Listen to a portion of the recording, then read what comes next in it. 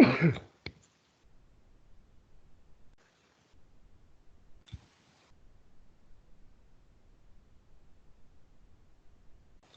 Travis. So that's the recording started. All right. Yeah, I didn't know you sorry. could do that in Skype like this. Yeah, you just hit the record button and it's there. So it's That's awesome. That makes it easy. yeah. So since it's live, we'll start the recording. Do you want to introduce yourself? Yeah. So hey, I'm Travis from Resin Refinery. I'm one of the co-founders and CEO. It's a it's a branding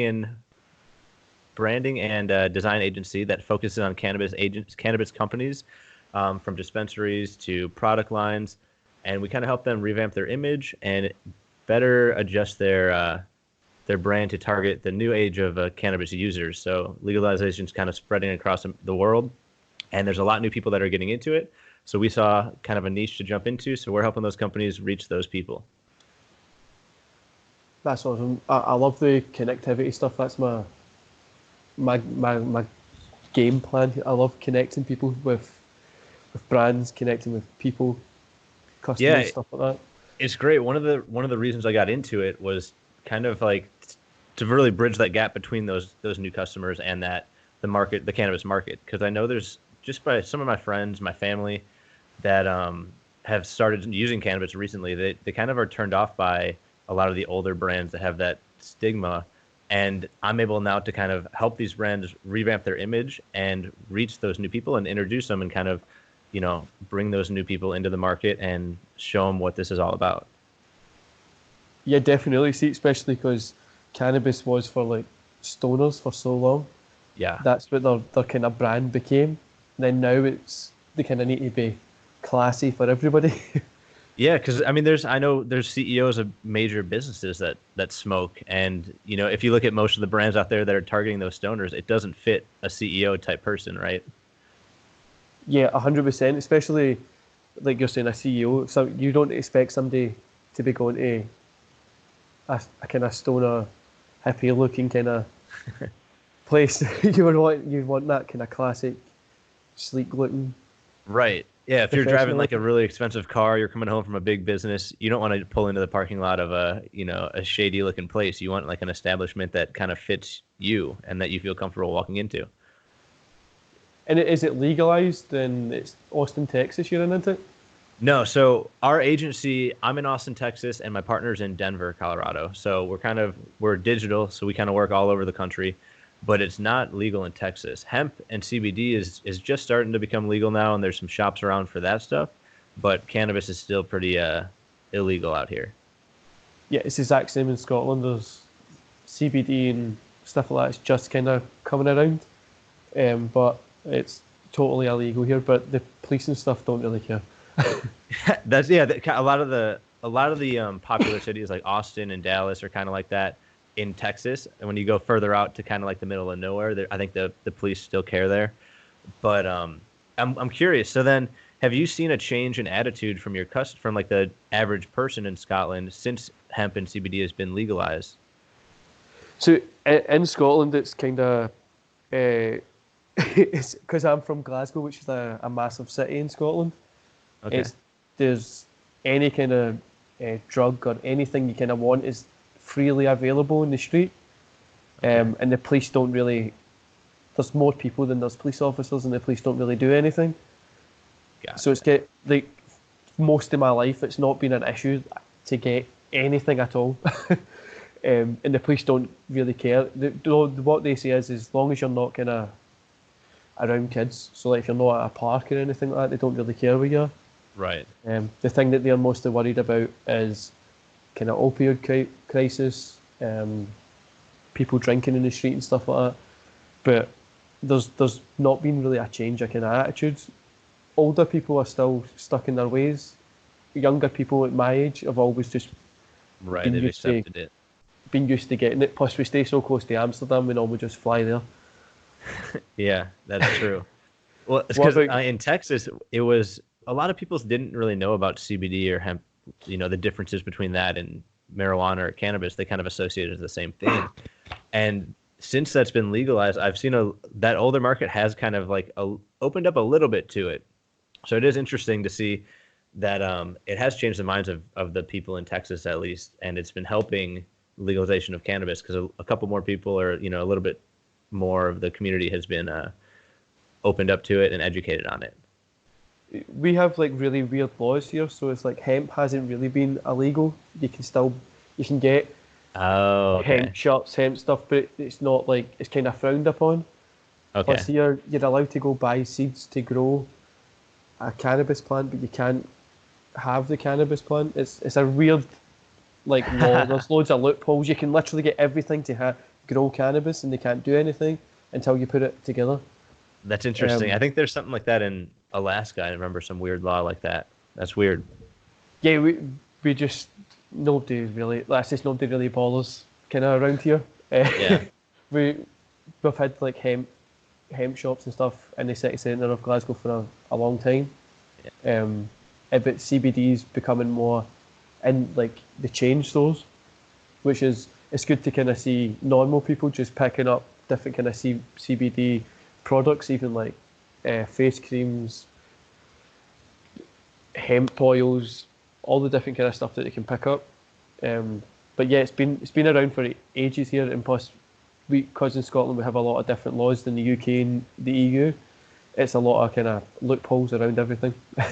Yeah, that's interesting. So what's the like actual legalization? Like, is there a movement for legalization, or since it's kind of loose, are you guys not really pushing as hard for it? What's it like? There is a movement for legalisation, but generally, like anything in the UK and the EU kind of area, it's all kind of done via higher up in government stuff, so it needs to wait for a lot of testing. So they go through an insane amount of testing. But when I was younger, my mum wasn't too well. She went on to like a 6 month program of trialing medical cannabis. That's interesting. So it's weird. Like they can just do that at any time because we're not like it's not set up the way America's set up. We kind of have to go through like a chain of people. Right. And there's so many testings. It needs to be voted in the Parliament, House of Lords. Then for Scotland, it has to be voted in our own Parliament as well.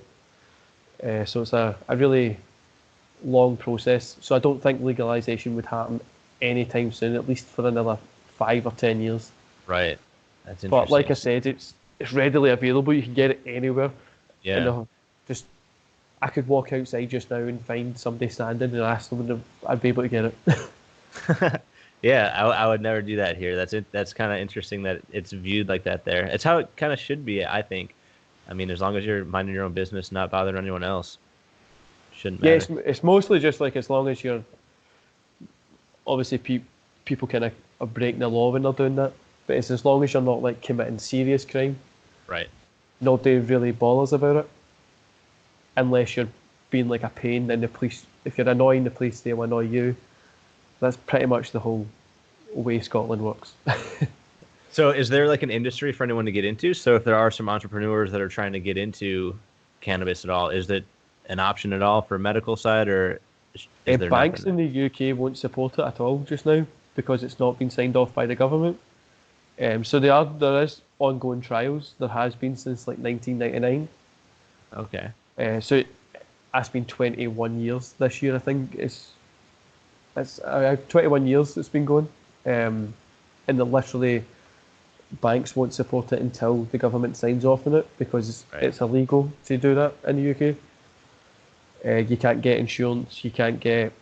So, for instance, you couldn't pitch the idea before it's actually been signed off as legal. So, if you were to, so for instance, if I was going to set up a digital marketing business solely for cannabis or to sell CBD, it would technically be illegal just now. So CBD, like I said, you can get it anywhere, but they're looking at putting kind of stricter rules on it because a lot of the older people are saying that they get hangovers from it, which is impossible. But we just live in kind of a country when that kind of stuff happens. Especially CBD is the only thing that I use to help me get to sleep because I work 20 hours a day. So being able to use CBD or smoke a joint at night gets me to sleep. and without that, I don't think I would be able to sleep. Yeah, there's a lot of people that use that stuff to get to sleep or for other benefits too. Yeah, especially like recovery from the gym. For me, it's mostly relaxation. But yeah, in this country, it's quite backwards on how we kind of get laws passed and stuff like that. Yeah. Nobody votes on laws. It's like they'll need to say in Parliament, "Oh, we would like to do this," and then it would need to go to like the House of Lords, then who then votes on it, and then it goes back, and then they need to legislate it. So it's a long process. Like I Yeah, said, big it's been process. 21 years, so Yeah, I that's don't think nuts. it'll be anything soon. How about for pets? Because while you're talking about CBD, my business partner Enrique, he actually has a husky that uses CBD because he has seizures. Out of nowhere one day he just started having a seizure on the in their kitchen, and they went to the doctor. They didn't know what was causing it, and he read something about CBD droplets, and he ordered some, and it cured their dog's seizure. So he's been using that ever since. Like I said, for the UK, people have been using CBD to cure even in just humans for Yep. their not cure, like to maintain it. And there's Yeah. video proof of how bad it is. The doctors will actually tell you a country you can go to buy it on a kind of a more readily available. So a lot of times they tell you to go to Portugal if you're in the European Union because it's easier to get, and they Okay. give you treatments and stuff like that as well. And it's insanely beneficial to people and even animals who take seizures, who have PTSD, who have meningitis, all those kind of illnesses. It helps. Doctors know that, but like I said, it's just that long process of legislation within the UK. Yeah. There's a lot more stuff going on, so they tend to just put it to the back burner anytime it comes up, which is a pain. Yeah, it's weird. It's the same thing with like that in America. I mean, there's differences, but there's classifications for drugs, and cannabis is still up there with like heroin and other drugs that like as dangerous and no medical benefit. Well, we're clearly using it for medical benefits in multiple states, but Yeah, that's how legislation works. I think that's insane in America how it's like you can cross like a line in the same country, so from like a state to state, and it'd be Yeah. fine, okay, in one place, but then illegal, and that could literally be just you can see where it's illegal, which makes no sense at all. Yeah, But it doesn't at all. And then when you dig deeper too, each state has their own laws. So, you can buy something that's perfectly legal in one legal state and it could be illegal in another legal state just because that state decided different rules. yeah, the weirdest thing in the UK, because it's like a union, it's not like a country, is in Scotland you get free prescriptions from the NHS, so from the doctors. If you're sick, you don't need to pay for anything. But if you go to England, the prescription charge is like £9.10. So like I think it's like $10 Yeah, or 10, 11. $11, which is like we could literally we're meant to be the same country, but if we cross the border, it costs us in one place and not another. Right. So a lot of people who are sick try and come to Scotland to make sure they can get a free prescription. So how has Scotland been with the coronavirus that's going on lately? That's okay. There's only been 11 people that's got it here, so we're not. There's more in England than there is here, so Yeah. it's okay. Literally, I think people are blowing it out of proportion. Yeah, I think Um, that's happening too. I think that always kind of happens. Especially when you want to go get hand sanitizer or soap and there's none, which is a Yeah. pain. Yeah, I haven't been to the store lately, but I've heard that all the toilet paper and all the bottled water's gone and everyone's kind of stocking up here. I don't get why toilet paper's gone. I've seen that on Twitter and I'm like, why is people buying extra toilet paper? It's not going to help. You got someone put a picture online where they wrapped themselves like a mummy in toilet paper and said, "I'm protected from the virus now," right? I think it's just people are just want to complain about anything. That's part of it for sure. But I have seen some horror stories in America because our healthcare system, the way it's set up, I heard a story about some guy who went to get tested and the test cost him $3,500 just to get tested. That's the great thing about living in Scotland. We don't pay for that because of the NHS. Yeah, We you should know pay it. what an idea that you can get checked to make sure you're healthy. Yeah, I would hate to live in certain places in America when it's insane amounts of charges to be able to just be seen by a doctor. So Yeah, it's nuts, and it's I have a friend in that lives in London, and he came to school up with me in California, and he would always laugh at like the tax because at the grocery store or at any store you have no idea what you're paying, but oh, back where over in Europe it says the price right on there. You don't have to guess at all. yeah, I was so confused when I went to. I've been in America a few times, and then you go into, and I'm like, oh, that's mega cheap. I'll pick that up. And I got up to the store and they had tax on. I'm like, what the hell? It's not the same price. What are you doing? But Yeah, why did it just double? What's going on? yeah, I was like, that's a bit cheeky, isn't it? We get if we get a receipt, it tells us the tax and breakdown on it, but it tells us the cost. It doesn't like Yeah, if we see something at a price, that's it. I couldn't be yeah. going into a store and try to calculate tax. That would, Right. especially It if I doesn't make was, it doesn't make sense. I don't understand it either, and I live here. they just decided just to be that different. Yeah, for Just whatever reason, they could sneak knock it off by it. you. Yeah. So yeah, one of the things we always ask people is, what made you want to be self-employed, to entrepreneur, whatever you want to call it. Yeah, I kind of have been always, I guess, naturally just kind of pushed in that direction. Not pushed in that direction, but naturally floated in that direction. I didn't really put up with things when I came out of college like other people would. Like a lot of people would find a job, and if it paid well, they would just deal with things they didn't like. But I took a different approach, and it was like I didn't want to settle for anything, but I was still looking for these jobs. And after landing a couple jobs and realizing like, all right, look, I don't like a boss. I don't like having to come in when I want to. I can get my work done quicker, faster, better if I do it this way, but they're not letting me. Like, why don't I just do something on my own? And I kind of, while I was at my jobs, I was looking at different options on what I could do on my own, and if it was possible, and the steps that people take, and found web development. I was a programmer, so I kind of similar Oh, area, and I was like, you know what? There's a lot of people that are making money on their own just doing web development, and I feel like that's a lot more free, and that's kind of how I've always wanted to be, anyways. So then I just decided to kind of go down that path, and it just fit how I've always been. I didn't have to fight it at all. I've been happy ever since I kind of took that leap. yes, quick. I don't know how people can go to like a job. All my friends can have jobs, and I'm like, if I can finish my work in 5 hours, I have the rest of the day to go to the gym, do what I want.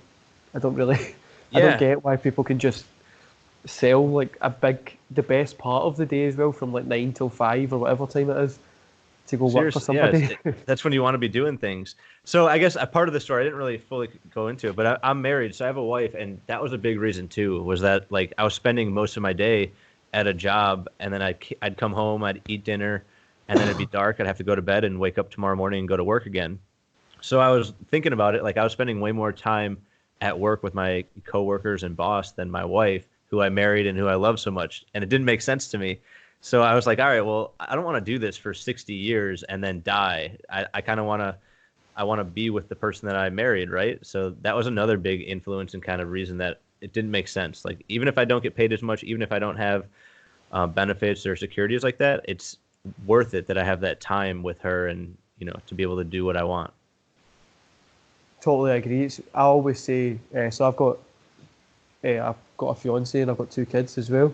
So I had a job and I was there, like traveling time and stuff like that. You're probably 10, 12 hours a day. I wasn't seeing them at all. They were starting nursery, missed their first time walking, their birthdays, and I was like, well, what's the point? I'm not happy going to a job. I don't like being told what to do. I'm missing my kid's life when I could work from home doing digital marketing, Yeah. something that I love to do. I can spend time with them, see them grow up, and I get to be happy. I don't need to worry about stressing about what I'm going to be doing at work the next day, especially the terrible chat that you have at work. Yeah. Those conversations, the terrible jokes. Most of the time, Yeah, it's just that's a lot people. of it too. Like I don't like that meaningless like, Sally or someone at the front desk would say hi and just kind of ask me questions even though she doesn't really care. That meaningless stuff was like I don't need it. Yeah, like the how are you doing? Okay, right, see you later. So Right. Yeah, what are you doing this weekend? I don't really care. they say those conversations, even to this day, annoy me. Yeah. When somebody says, look, somebody I've not seen in a while, or how have you been? Obviously, I've been great. With what are you doing at the weekend?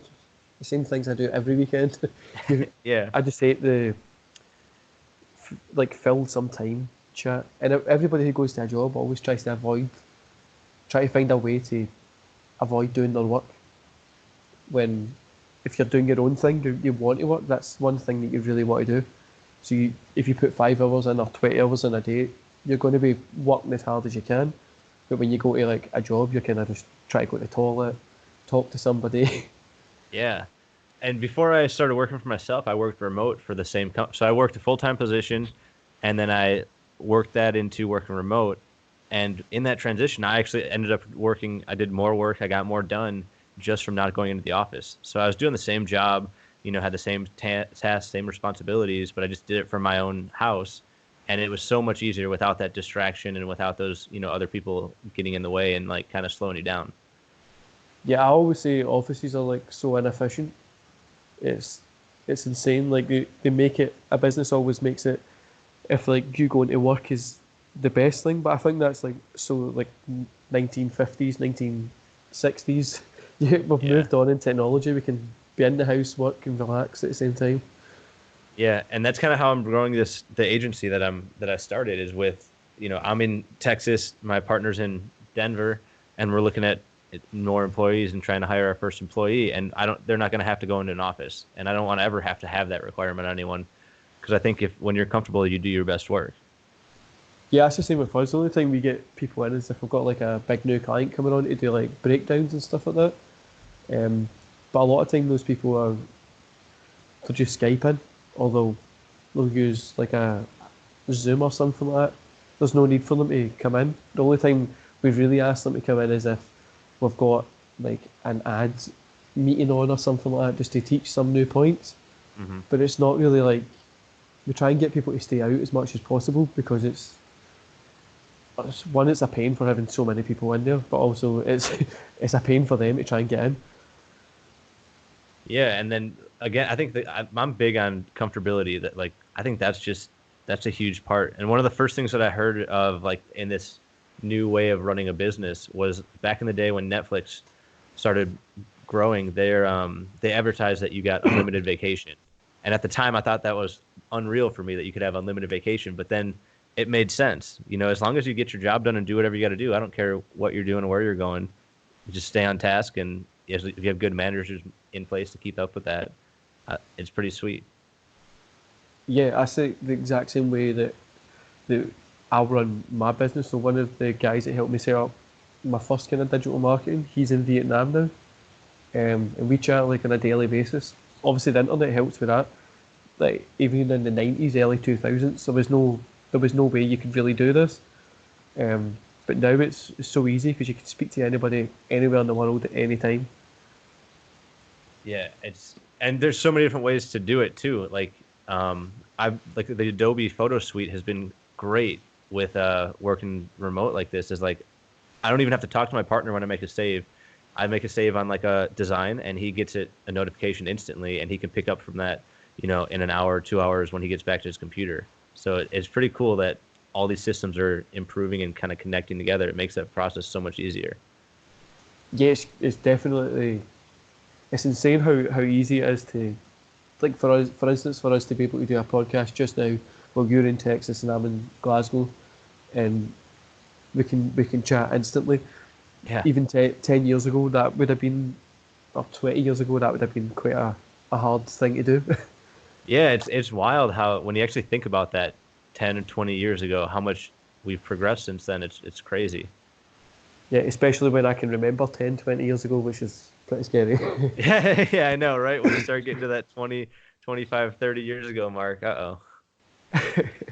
Yeah, so so why did you get into doing cannabis? Is it always something that you've loved, or No, there's I guess a couple reasons, but I was super against it growing up. Like when I was, younger, before I went to college, I didn't really hear much about it unless it was something bad, unless someone was telling you it, it rots your brain, it does this.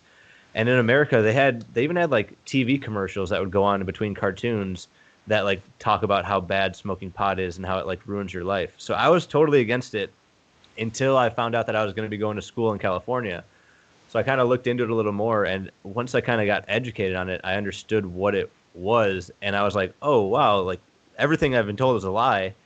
And so that reason right there was kind of like, okay, I want to get into this to help that message, help that stigma kind of be erased, because it's not like that. And then so I didn't really think much of it after that point, but after graduating, I was hanging out with my dad, and my dad he was getting older in his life, but he had a lot of medical issues from cancer early on in his life, and he was taking a bunch of medicine, and he was just in a lot of pain, and none of the medicine was really working. So I was like, all right, it's time to like talk to him about cannabis. So I started explaining it to him, and he was not against it, but hesitant at first. And then we eventually got him into a medical dispensary, and he got his own license and stuff. And he tried it out, and it helped him a bunch.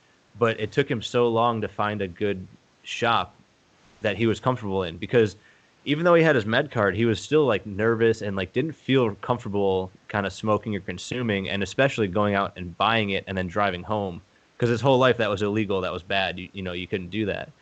So it was weird for him going to all these shops that had these branding that were targeting that stoner or that typical Rastafarian, that stigma that cannabis has. So he would skip by shops, or he wouldn't go, and he wasn't getting the medicine or the cannabis that he needed because he wasn't comfortable in these shops. So after that experience, I was like, all right, something needs to change, and like there's clearly people that can benefit from this that are shying away from it because no one's targeting them or they don't feel comfortable with it. And so after that, that's what really kind of planted the seed and was like, okay, I need to kind of start a business that can kind of help and kind of push this movement forward to change that stigma and really make it more of a common thing in America. Yeah, the ads from America, like the propaganda ads, like you were saying, in between cartoons and stuff like that, Yeah. are hilarious to watch for us because we don't have any of that kind of stuff. They just don't mention it. In schools, you get taught a little bit about different kind of drugs and stuff, but we're European, so it's kind of, this is what it really does to you. It doesn't. There's nothing that it tells you. It tells you like the kind of, if there's any side effects or kind of how it makes you feel. Most of the time, it's about how it makes you feel. Yeah, that sounds like a real way to handle it. That's how they should tell you. Nobody kind of really talks about it. I remember being in secondary school, and it was like, yeah, so cannabis can make you feel happy, can give you anxiety, can make you relax, and that's it. That was the topic for the day. Nobody spoke about it ever again. That's wild. We used to, when I was that age, there's programs in America. It's called DARE. I forgot what it stands for, but it was an acronym or whatever. And a police officer would come into the school and tell you about drugs and how bad they were for you and how you shouldn't do them and how you can get arrested or how you could, ruin your brain if you use these drugs. And one of their biggest things was that, like, when you go to high school, when you grow up, people are going to push these drugs on you, and you need to, don't talk to those people, run away from them. They're bad. So it was definitely pushed into our heads not to go down that route. A lot of times here, it's because we're so close to like Africa and like the mainland, like Middle East and Asia. It's a lot of talking about heroin issues, cocaine, stuff like that. Cannabis is really low on the problems that we can get here. Yeah. So they just, and even like ecstasy, cocaine, LSD, they just tell you the side, if there's any side effects to it, what they think it can cause, if there's any long-term effects.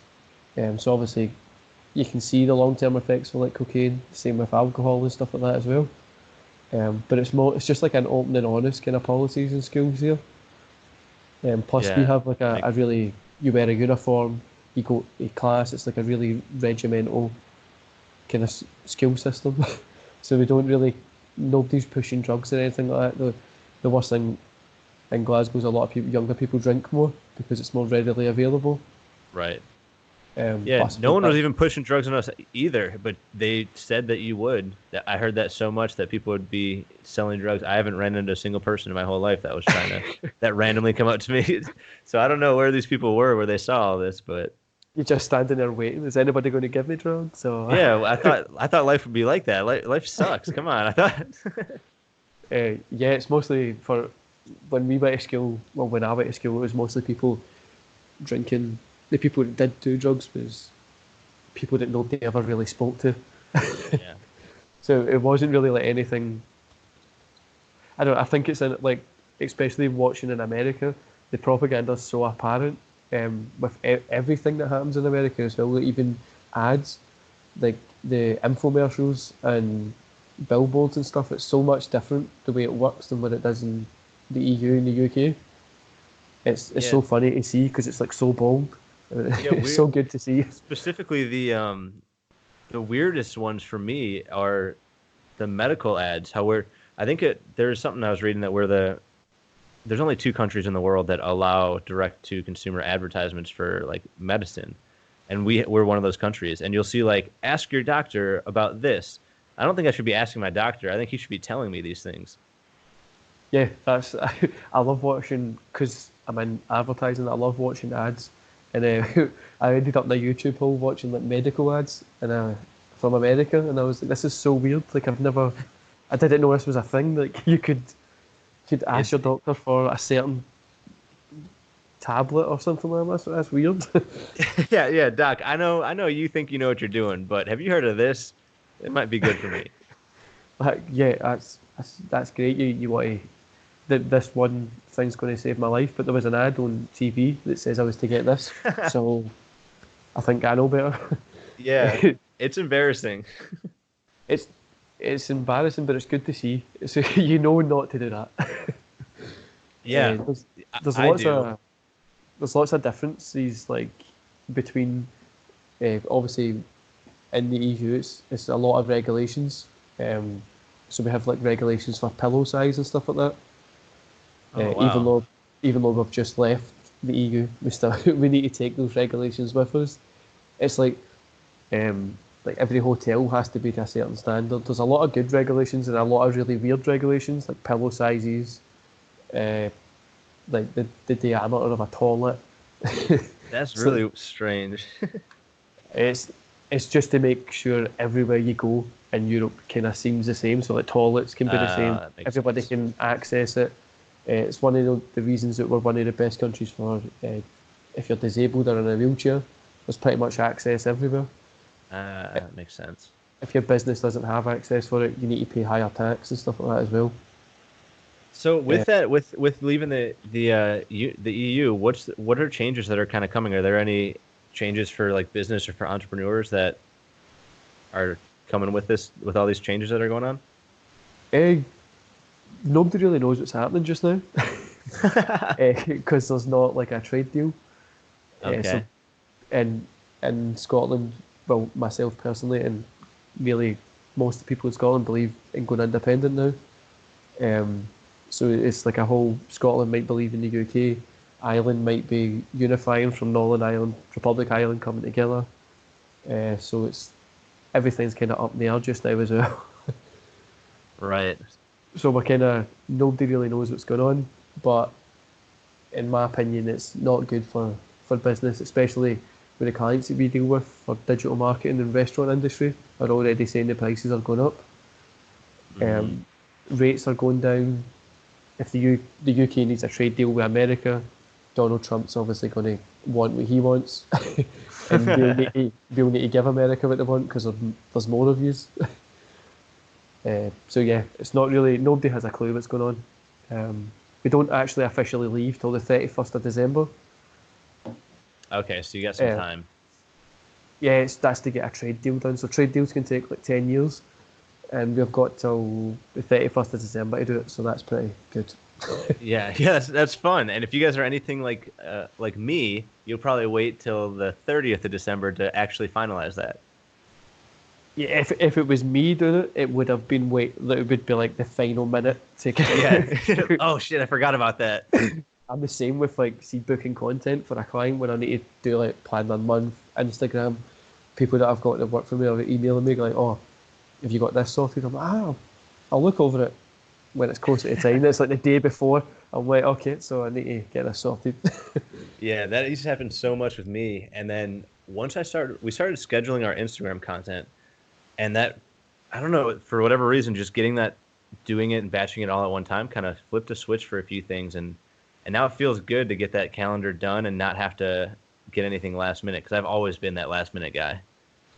Yeah, we kind of do like 3-4 weeks set, and then we kind of drop in, and we'll do like kind of on demand posts depending on what's happening. Right. Yep. For Facebook it's every day, Instagram the same, and then we kind of drop in and do extra posts when we can. But scheduling tools have, when I first started my agency, there wasn't a scheduling tool, but those have saved my life, saved so much. Oh yeah, they're late great. nights.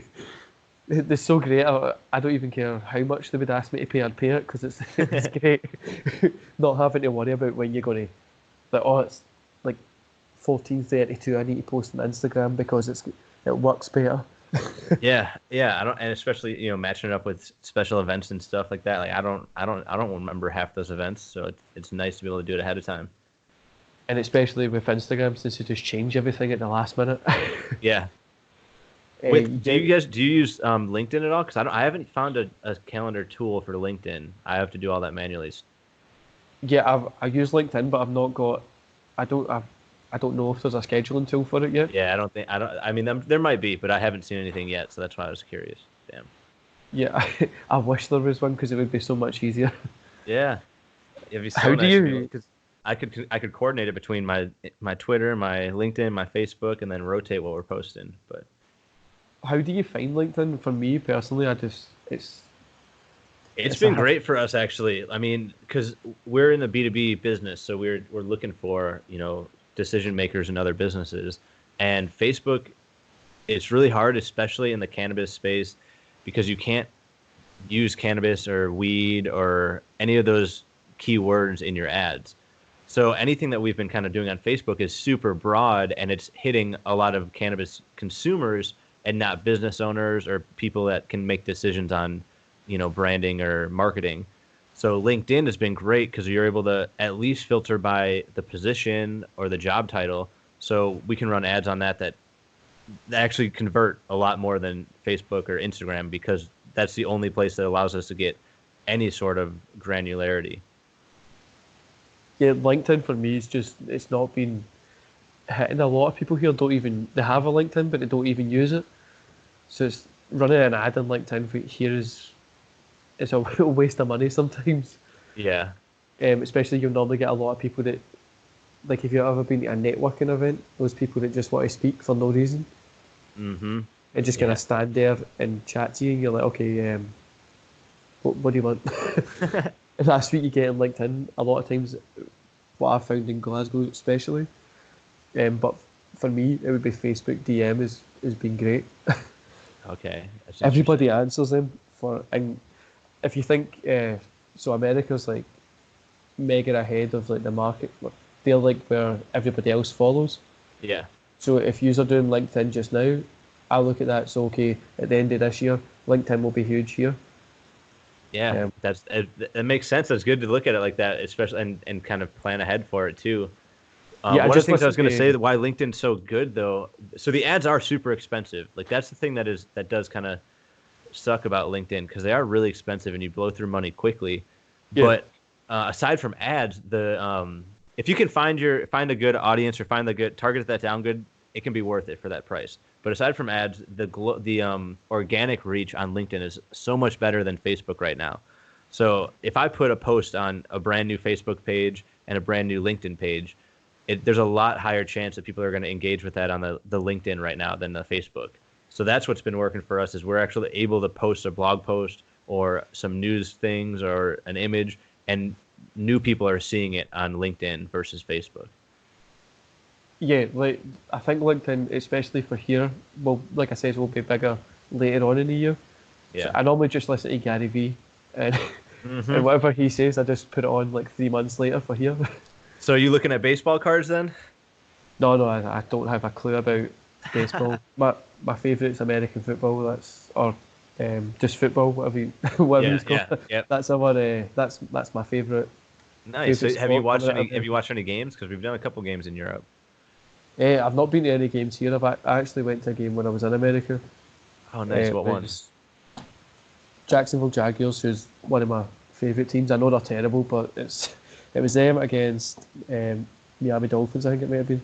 Okay. Hey, respect though. Respect that you're a Jaguars fan, even though you admit that they're bad.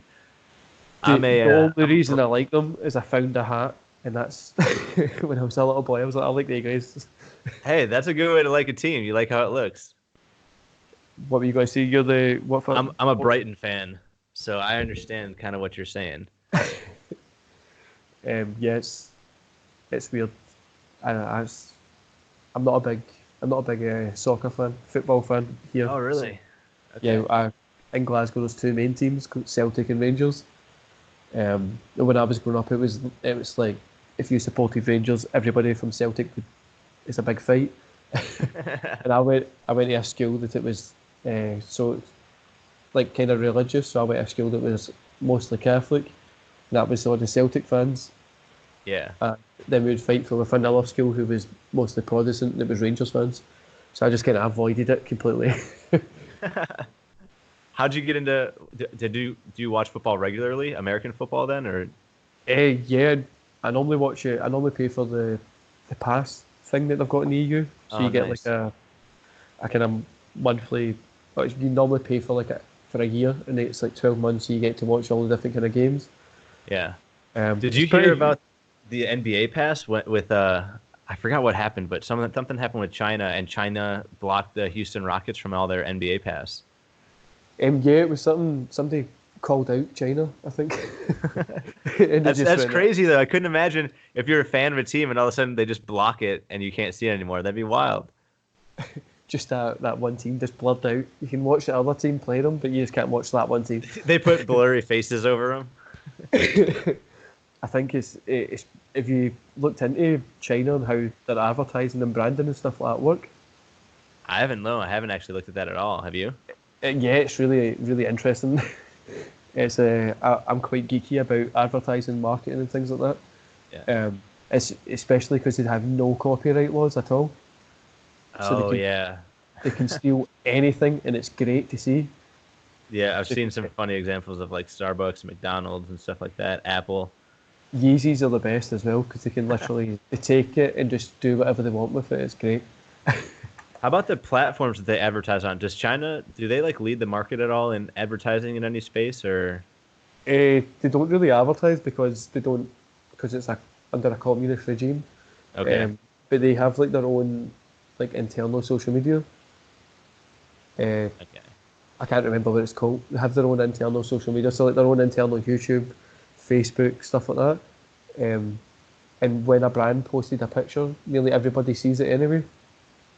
Okay. So it's, Yeah, I get that.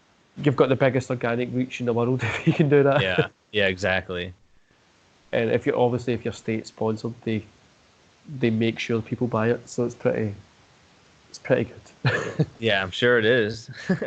Then Especially are you doing any voice ads? Because that's one thing I'm not doing at all, but I'm kind of interested in as things move forward. It seems like voice is going to be pretty big. Yeah, I think voice is going to be huge. Just now, I don't think it's like a selling point. Yeah. Especially because I would need to hire somebody to speak because of my accent. Oh, I forgot. Voice isn't that good for you guys. But what I do is I actually do video DMs. So on Facebook, I'll video myself speaking and just send that to people. So instead of from typing it up, and it really works. That's Because awesome. I'm the person who's going to sell it to the business anyway. Yeah. So I know everything to say. I know any kind of questions they're going to say. And the best thing about following up is they already know your voice. They already know what you look like. And they kind of, when you walk into their store or you give them a call, they'll be like, oh, you sent me a video. And I'm like, yeah, that was me. Yeah, that's my wife. When we first moved to Austin, Texas, she got involved in the entrepreneur community around here. And it was really big in Instagram. So the community was very active on Instagram. And one of the things that she started doing was she responded to every single message with video, mainly because it was taking so much time to respond with text messages to all these people or via text. So she just got on the video and it was so much quicker. But because of doing that, everyone like recognized her as the video girl, and like she made so much stronger connections. And it was interesting that a lot of people actually would video themselves back when after she sent them, and after that, it was like it was a done deal. Like they had a connection, and she was able to communicate with them on a personal level from there on. Yes, but the one thing what I always say in marketing is everybody loves human contact. Mm-hmm. So we're moving straight into like automation, but forgetting that everybody just wants to, like when something's going wrong, or if you want to do something, you just want to chat to a person and them to kind of reassure you. So that's the best thing about video. And people, even if it is automated, people think they're speaking to a person or they can see a person, Right. and it's a different kind of avenue into what you're trying to do, and it gives that person that human feeling. Yeah, it's awesome to have videos, even if it's just on your website or something like that. Yeah, especially I really think within like even like a sales process or just reaching out to like a somebody you're trying to help, it makes them feel more. It's more personalized as well. Um, Also, it's so much easier to film a 30-second pitch, so you get an elevator pitch, and then send it out to 1,000 people, then type it out, and Yeah, then and try. one of the big things, if anyone's listening that hasn't done this before, is it's really weird to do it the first time, and you're not going to be that good at it the first couple times you do it. It feels weird, even like the 20th time. But if you stay at it and keep consistent, eventually it's natural, and then it's like it's so easy to just pull out your phone, record something new, and then boom, you have a message you can send to all these people. Yeah, it's like anything and just anything at all. Like the first time you do it, you're not that good at it, and it's quite awkward. And Yeah, then yeah. you get better at it as time gets on. So like the And first it's time it's you, it's so powerful. I think, especially selfie views. I think one of the things that we got caught up in as like stuff was progressing was that like everything needed to be perfect and look like production level had to be out through the roof. And now I'm starting to see that it's almost reversing in a way that like people push back against that high production value and they relate a lot more towards something personal, something that's on your cell phone as like a selfie distance. Like I think people connect to that a lot more now than a full on production. yeah, with me, with my kind of agency, we try and keep it as organic as possible. So with pictures and stuff like that, so we get, instead of from hiring a photographer, we have photographers that will go in and take pictures at the start. But for restaurants, we just say, get your staff to take out their phone and take a picture of the dish that they've got there. If it's Yeah. a busy night, take a picture because people buy that more. People like to see organic things. And it took Yeah. took a little bit of time for people to get comfortable doing that. But now every client that I've got that you go into, you see their staff, they've got their phone out, they're taking pictures, they're asking customers, can we take a picture to put it on Facebook? It makes my job easier and it makes them part of what I'm doing as well. Yeah, that's great that they're doing that for you.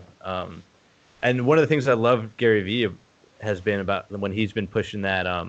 He was pushing companies to give your employees the phone for the day and have them do a Snapchat story. Show their job role and what they're doing. I love seeing companies that the behind the scenes of a certain employee or different employees throughout the month. Yeah, I've been doing on Instagram. I do like a grateful challenge. So it's like my third year doing it. So like 365 days, every day I say something that I'm grateful for. Nice. And quite a lot of times, if I record anything, I'm in my pajamas. And a lot of people DM me and they're like, "How are you working from your like comfortable?" I'm like, "Well, I like doing. I don't need to get dressed up. I'm not going anywhere. The Yeah. most that I'm doing is sending a couple of emails today and booking some content. So it's quite easy to just chill, relax, and it gives people like a motivation to do stuff. And that's one of the things as well is like not kind of being stuck in being perfect at everything, because nobody's like nothing in real life is perfect, and that's what should imitate in social media as well, because it is social. It's what's happening in people's lives as well. Yeah, it's weird now that everything is like documented. I think that's one of the things that's changing our minds on things like that because now that we do a podcast, this whole thing is permanent, and I'm like, oh, it's got to be perfect. It's got to be this. But if we weren't recording it, if we were just talking, I would never think twice about what I said 5 minutes ago. It's done with. It's already over, and it's. I think that just kind of forgetting about that and just letting yourself go with it. Don't worry about what it's going to look like now or what it'll look like if someone finds it later on. Just improve and just take everything a day at a time. Yeah, that's one of the things that I kind of. That's why we're starting this kind of podcast back up again. It's just to get people to relaxed. So when we first started it, a lot of people came on and they just kind of done their pitch. So Yeah. it was like you could have like an hour and a half podcast and they were just pitching everything. So that's why we took it a little step back from it. But I was like, you don't need to pitch all the time. Just relax.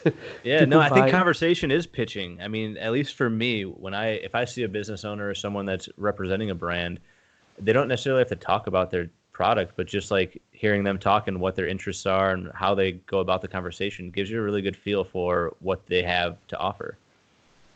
Yes, especially people forget that not everybody's done weird stuff in their past and going to do weird stuff in the future, so they don't need to like stress about like, oh, if I say this one word wrong, my business is going to fail. Like nobody's going Yeah. to hold you that much accountable because nobody Yeah, really cares that much. and stuff goes away so quickly nowadays with the internet. There's a new story out in 10 minutes and no one's going to remember what you just did. Yeah, like nobody's really going to care. I Um, struggle with that sometimes too, though. Like there'll be stuff where I'm hesitant to put out, or I'm not sure sometimes. But then I'll see a celebrity do something, and I'm like, listen, I'm never going to do anything that bad, and that person's still got a career, so I'll be fine. One of the things that we done was we like doing drop studies on Instagram because it's such like a everybody uses Instagram more than Facebook, Hmm. uh, and businesses are everywhere on it. We posted the same every week. We posted 3 pictures and posted the same picture once. So every Monday at the same time, we posted the same picture, and the same people liked it. And every time they came into the restaurant, the staff would ask them, "Oh, see, you like the picture? Like,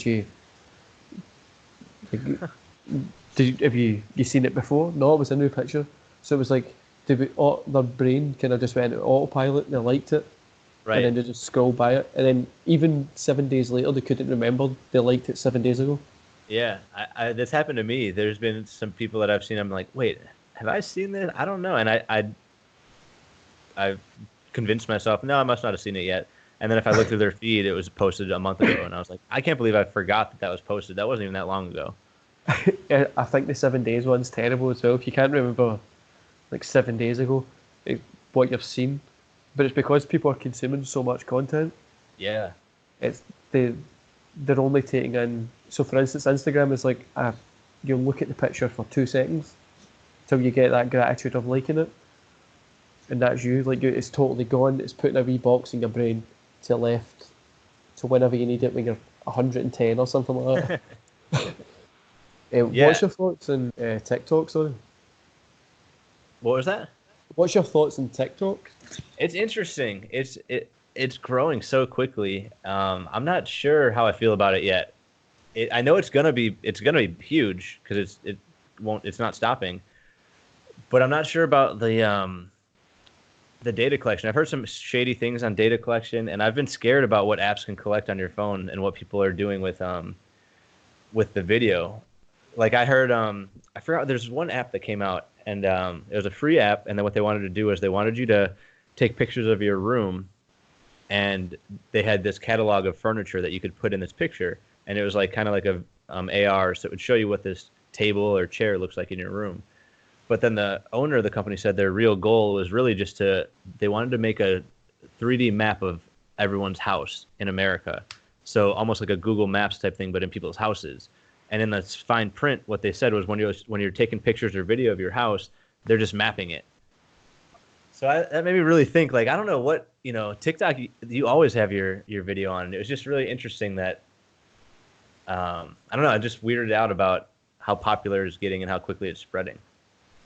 Especially see things like Facebook, Instagram, like all those kind of social media that get your location all the time. Yeah, and Um, and it just seems like TikTok has that, and then a little extra. It just seems like they're kind of yeah, taking a lot of stuff because I've got some ad blockers and stuff like that built into my network, and TikTok fires off a lot of stuff when you open it. So it's a little interesting.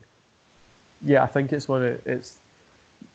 I use it for brand for every kind of client that I've got just now, because it's such a good platform to be on just now. Because most people in the market that you want are there, but it is weird with like the data collection. I think that can go into anything.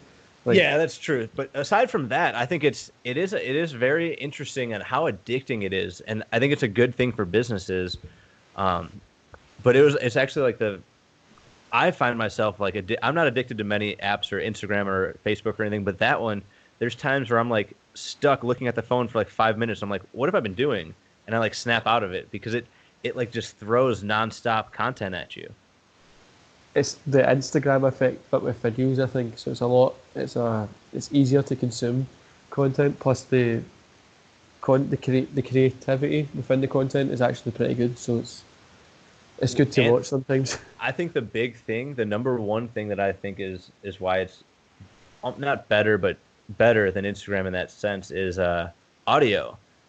I never have my audio on Instagram, but I always have it on TikTok. Yeah, and that's like we were saying. Audio is going to be huge. Yeah, I think that's the whole point of TikTok as well. I think a lot of times it's going to move away from video and just get into voice again. Because if you're anything like me, you're in the gym, you listen to like an audio book, or you're out a walk, you've got audio books playing. It just yeah, moves away from that kind of video aspect of things. right. And then obviously it moves into what you were saying about ads and stuff like that with audio, which will be a higher yield of selling. The worst thing is if you're running that ad on Instagram and you don't have your sound on, then it's just a Yeah, picture that looks quite weird. yeah. There's times where that happens. It doesn't make sense, and I'm like, oh, my sound's off. Yeah, or when you're trying to watch a video on Instagram and you're like, why is there no, why can't I hear this? And you're like, oh, the sound, I forgot it. Yeah. The other The thing with other, TikTok that's very interesting to me is the organic reach again on that platform is I think the better than any other platform that we've ever seen. I think because like everyone has a chance to go viral on TikTok. You can post something today and you could get hundreds of thousands of views within a couple of weeks. And like YouTube, there's no chance you're going to post a video on YouTube and it's going to take off overnight like it does on TikTok. yeah, it's the one of the only places that you can post, like you said, a video and it's viral. YouTube, because there's so many, like the thing with the kids videos now. So Hmm. like if you need to make sure it's for over 18s, if it's for over 18s, you don't really get as great reach. So then you need to promote it everywhere else. So it's just like a long process Yeah. of trying And to I get think somebody. Instagram used to be similar too, where it used to be easy to grow organically, but now it's more like YouTube, where it's you don't really find that new audience as easily. Yeah, I think since obviously Facebook have kind of started to make their presence more known on Instagram. Um, so since Facebook have, everybody knows Instagram's owned by Facebook now. Yeah. It's kind of like it's getting less of a reach. It's more the way Facebook is. So if you posted something on Facebook, nobody sees it. Like if you don't put any money behind it or anything like that, like they're Yeah. not like a follow of your page that like to consume your content all the time. Nobody would see it. That's what's weird is I'll have people that I follow and that I like looking at their stuff and I'll never see their content and I'll go to their page and find out that they've been posting. I just haven't seen it because for whatever reason the algorithm didn't think I wanted to. Yeah, so you try to explain to if you probably had this issue as well when you go to a customer and you're trying to explain the algorithm. They'll ask you like, "What is it?" And you're like, it's a thing that just takes everything away from you." Yeah, yeah. Yeah, it doesn't make sense. They're not going to get it. And especially with TikTok coming out, I don't understand that algorithm at all. That algorithm is random. Yeah, it's just, I think with TikTok, it goes from like your gender, age, and your last 60 hours consuming or something like that. Okay. So it's like how many times you've spent on the app.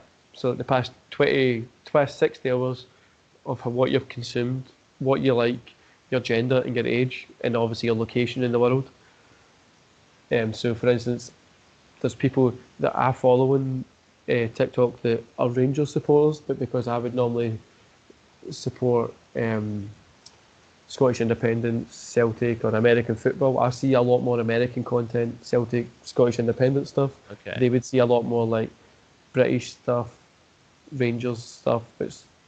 It's all kind of like the 60 hours is what we've been basing it on when we've been doing like our ads testing.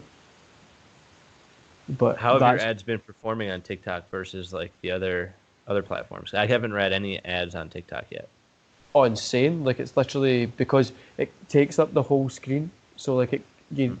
they kind of give you 3 seconds. So you need if you have like a really intriguing first 3 seconds before somebody can skip ads, it does insane. So it's Right. So everybody then, sees it. have you had any trouble getting your clients to create TikTok specific content? Because I'd assume you have to create a different video for TikTok than you would post on Instagram. No, I literally just went in and done like a fun video. So I got some staff to do some dancing and stuff like Yeah. that. Everybody wants to be famous at some point, and I was like, so if this goes viral, you're going to be able to quit your job and just be like a social media star. Yeah. So that's what they've been more than happy to do it, but it's not really. Yeah, most people get it. A lot of our clients, the owners don't get it, but the staff are the ones that when I tell them, they're like, "Oh, we'll speak to the owner and see what they can do," because owners are from that kind of older generation who just miss social media completely. Yeah. Yeah. Yeah. That's is even some of the people that hit social media, TikTok it was a weird one and was slow for them to get on. It's starting to change a little bit in America where I can talk to an adult now and bring up TikTok and they don't look at me weird like they did a few months ago, but it's still quite a bit of people aren't acclimated to it yet. Yeah, I don't think it's at its peak yet. I think there will be a peak point, but maybe like by the end of this year. But I think when it starts to fall off, it'll fall completely because Instagram's testing literally the same thing TikTok does. So I think if Instagram just kind of puts that into play, I don't think TikTok can compete against them. Right. Because I think what it's going to do is it's going to have to it might be like that Facebook MySpace type thing, and people might revolt against Instagram and Facebook if it's the same thing. But I think you're right. I think that Instagram just has too much of a market that it's easier to just stay there. It's just the kind of TikTok will probably be like Snapchat soon. Like nobody's on it at all. Yeah, yeah, I could see that. Or Vine. What happened with Vine? Yeah, I totally forgot about Vine.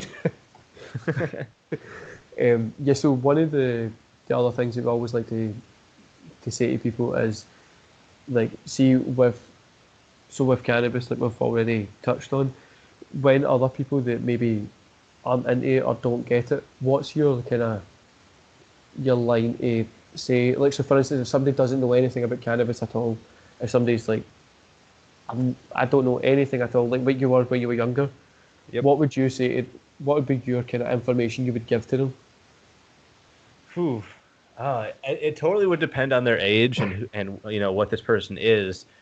But I mean, just generally, what I would kind of talk about is I would kind of start with education and get a feel for what they know about the plant already or what they've been told about cannabis, and then kind of just go off of I think examples. 'Cause I think I would never want to tell anyone that cannabis makes you feel a specific way, because I think everyone handles it differently. So I don't know. I think everyone I've talked to has a different experience. So I would just tell them that my experience and how I use it for a focus thing. That I have a lot of things going on in my mind, a lot of tasks that as a business owner that I can tackle at any moment, and cannabis helps me kind of slow down that thought process and focus in on one specific area and it's almost like it's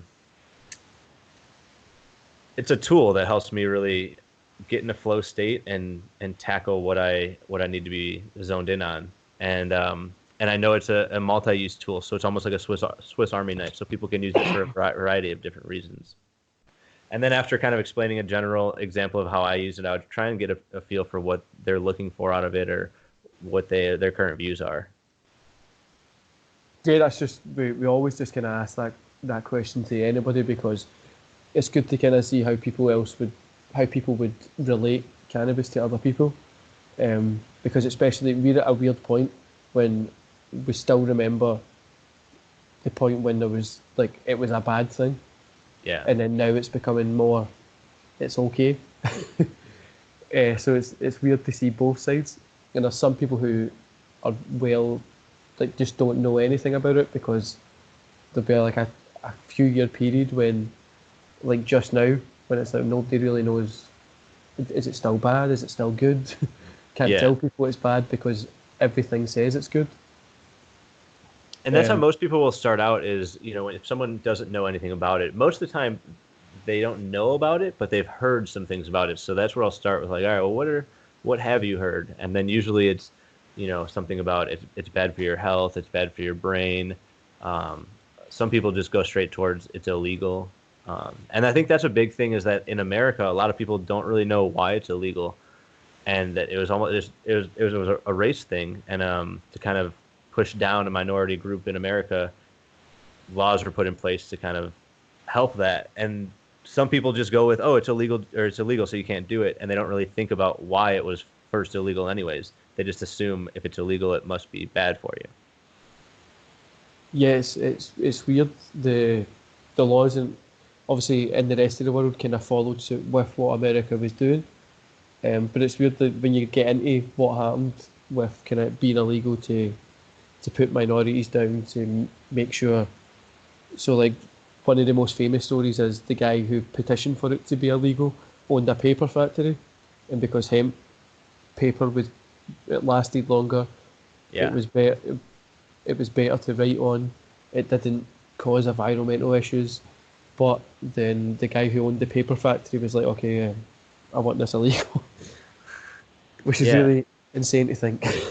Yeah, and that's one thing that in my business I'm trying to keep those things in mind, that people become corrupt. I don't know if that corrupt's the best word for that in this case, but money is what's driving that factor right there. And it's just amazing to think about how much progress has been prevented because of stuff like that, because of business owners that can earn a little bit more money if they push laws a certain way. And now because of that, maybe because of that one guy, all of these laws and all this domino effect trickled through the whole world and affected, civilization. I think that's one of the best things about the internet as well, is you can see when people are doing stuff like that now. It's everybody's got an opinion. You can Google anything and find out kind of everything that's ever happened. So you can see what's causing an issue just now. You can see both sides of the argument. You can choose your side. You can inform your own opinion. You don't need to kind of just go with what's been told to you. Yeah, and that all has sounded so nice, but lately in America, it's just, I feel like I'm slamming my head against a table when people will read straight facts or information, and it's almost like they just ignore it for whatever reason because their team or their party is a different way. But the facts are all out there. Yeah, it's just baffling when some people can ignore them. I deal with the same thing. So in Scotland, I believe in Scotland being independent from the UK. They literally can be like, here's the facts, and we can be a more richer nation, just like the Scandinavian nations, Norway, Finland, Iceland. And people will still tell you about what we would do without London. I've just told you what we would do. This is the information. Even the Bank of England say, oh, Scotland can be independent. It would literally be one of the richest countries in the world. And people would still go, oh, no, we can't do that. Right, they're stuck. Some people are just stuck with it. Yeah, it's just, we know how you feel. I'm glad some other people out there feel the same way. There's in Scotland, if you ever look on social media, you'll see huge marches for Scottish independence at the moment. So there's the one that was in Glasgow in January was just over 100,000 people. Wow. And that was like a short notice one. There's the other ones coming up that normally get 150, 200,000 people, and people will still complain. So it's not. we get what you're feeling with all the kind of different parties and stuff like that, especially since here we never get what we want. So we kind of have England votes for something, we vote for something opposite. We need to do what England does. Yeah. So it's not fair for us. I feel that. Yeah, I don't know. Politics is a weird thing. I've never, it's just, it seems like it doesn't matter how much you kind of care one way or the other. There's always going to be stuff voted on either side. So since I became an entrepreneur, one of the things I kind of started doing was detach myself from politics in a way and kind of just try and look at the advantages on both sides. So if there is a particular bill that affects business, I'm going to look at how can I take advantage of both sides of this. So I don't want to attach myself to either way because then you have a 50% chance of being disappointed. So now I'm just looking, all right, how can I prepare if this wins, and how can I prepare if this wins, and trying to kind of go down both those paths and just kind of stay out of it because politics can be a wild game. Yeah, and sometimes it's completely confusing. So like, Yeah. you're like, what's going on? I thought we voted for something else. What's happening here? Yeah, that Yeah. yeah. And then it gets even more confusing. What I'm always open to admit is I know I can have a view on one policy, but I have no idea how that policy is going to affect 30 other policies because you could change one thing and that trickle down could affect everything else. So it gets so complicated. Yeah, I'm just glad that it's not me that has to make those decisions because nothing would ever get done. I would just be, I don't know what to do. Right? I always look at like a football referee and they have to throw flags and make calls on plays, and I'm like, oh, he gets destroyed on social media. If one team loses because of him. I couldn't imagine a politic who controls the entire country. Yeah, it's a hard enough choice to pick like what to watch on Netflix. Never mind like, to run a country. That would be that would be Yeah, too hard. Netflix does need a random button. I've been pushing for that for a while. Yeah. Plus, if Netflix in the US is like anything in the UK, you get a lot of Bollywood movies that come up. And Oh no. I don't watch Bollywood movies, and they keep coming up, and it's annoying. You don't watch Bollywood movies yet. Yeah, I've watched clips from them. I'm not gonna lie. But like when they come up, I'm like, I don't want to read subtitles. Can we get to something better here? Yeah. So the podcast's obviously been going for like an hour now, so we'll start to round it up. Is there any kind of final statements you want to say? Um, yeah, not really. I guess I had a good time talking. It's pretty fun. So yeah, I guess just to wrap things up, if anyone didn't hear the beginning clearly, my name was Travis, and I'm co-owner of Resin Refinery, and we're a cannabis branding agency. But this podcast was great, man. Yeah, well, we'll put all the links to your Facebook, Instagram, everything like that will be in the description as well. I'm going to hit stop recording just now, and then I'll tell you a little bit after this. Perfect.